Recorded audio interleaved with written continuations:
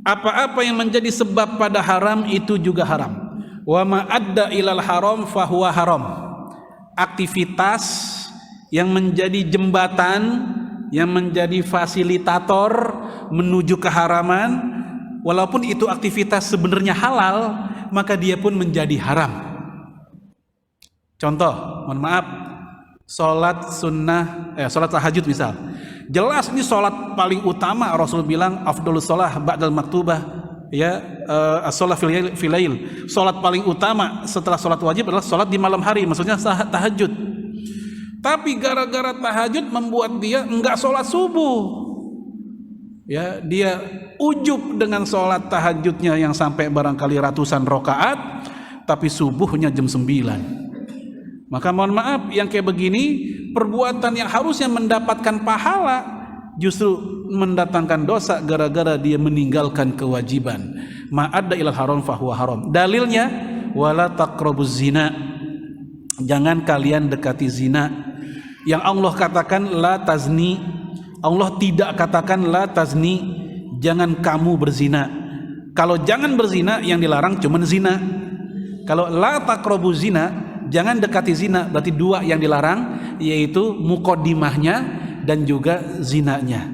Muncullah kaidah tadi, ma'adda ilal haram fahuwa haram. Maka aktivitas yang menjadi pengantar, perantara menuju keharaman, maka itu aktivitas pun juga haram.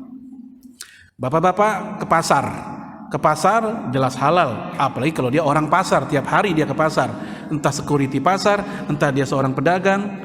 Tapi gara-gara si bapak ini ke pasar, ya muncul nawaitu, muncul niat buruk. Gara-gara di sana banyak, mohon maaf, wanita-wanita berkeliaran yang tanpa menutup aurat dengan pakaian ala kadarnya. Yang tadinya ke pasar itu halal, namun si bapak ini akhirnya punya niat yang lain. Besok-besok dia balik lagi ke situ, enggak lagi semata-mata dagang, tapi memanfaatkan momen banyak perempuan kayak begitu.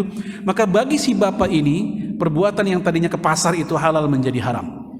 Dan ini belum tentu berlaku untuk masing-masing laki-laki, karena tergantung apa nawaitu dia ketika dia ke sana. Baik, jemaah sekalian rahimakumullah, contoh penerapan. Oke, tadi udah kita sebut beberapa. Melakukan ibadah sunnah sampai meninggalkan yang wajib, termasuk mohon maaf ibu-ibu. Dalam hadis Imam Muslim dari Abu Hurairah, Rasul mengatakan, la tasumul mar'ah wa ba'luha syahidun illa biizni.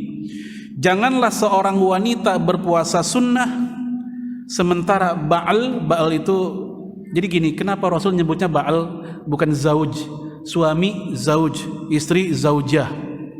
Kenapa Rasul nyebutnya ba'al bukan zauj?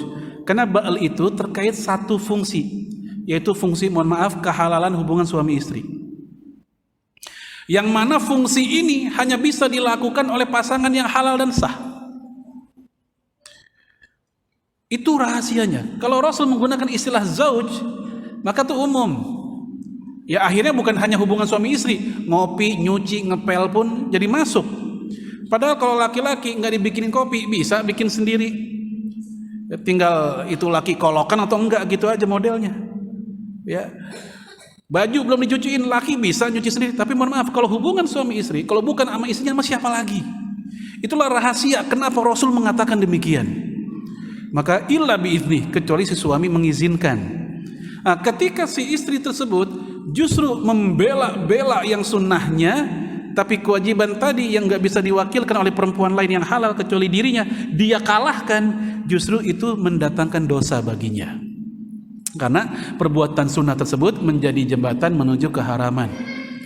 Ya, walaupun sebagusnya memang seorang suami bisa apa istilahnya mampu menego dirinya, menego syahwatnya, sehingga dia bisa memberikan izin kepada istrinya.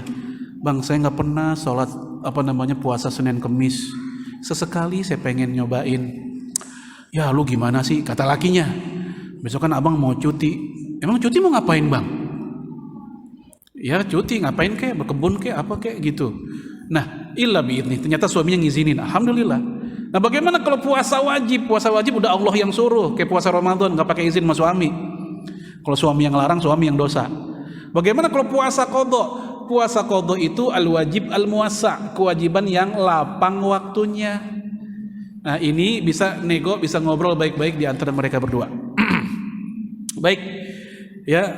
Kemudian laki-laki jalan-jalan ke mall tapi membuat matanya menyengaja melihat aurat wanita dan di hatinya pun nggak ada pengingkaran, tidak ada mengalihkan pandangan, ya boro-boro istighfar, enggak, manteng dia di situ. Sholat nggak bisa khusyuk, ngeliat aurat bisa khusyuk. Nah, mohon maaf jamaah sekalian, yang kayak begini buat khusus si laki-laki tadi ke pasar, ke mall yang tadinya halal menjadi haram karena itu menjadi sebab dia bermaksiat.